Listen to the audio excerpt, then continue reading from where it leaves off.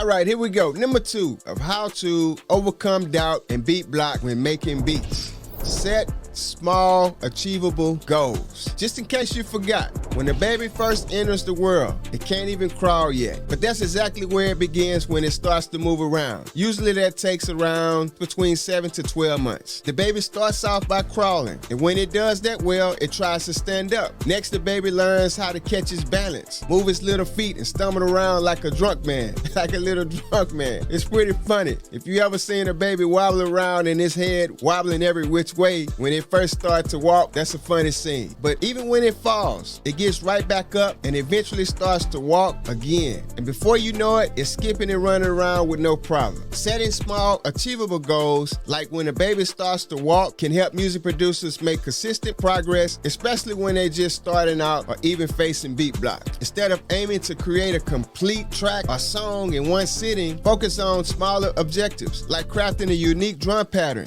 Take a few minutes, take a break, leave, come back, and start experimenting with new samples, all right? A new plug-in, or even just play with some simple chord progressions, all right? These smaller victories will help build momentum and confidence and make your creative process feel more manageable and gradually increase your self-assurance in handling the whole production process. Some days you'll come in hot and all of your ideas will just flow like a river. You won't have any issues. But when you are challenged by beat block and the ideas are not coming fast enough, they're not flowing, and the doubt starts to set in, slow down and take the creative process one step at a time. Don't get frustrated and don't force the issue. We have to remember to set small, achievable goals.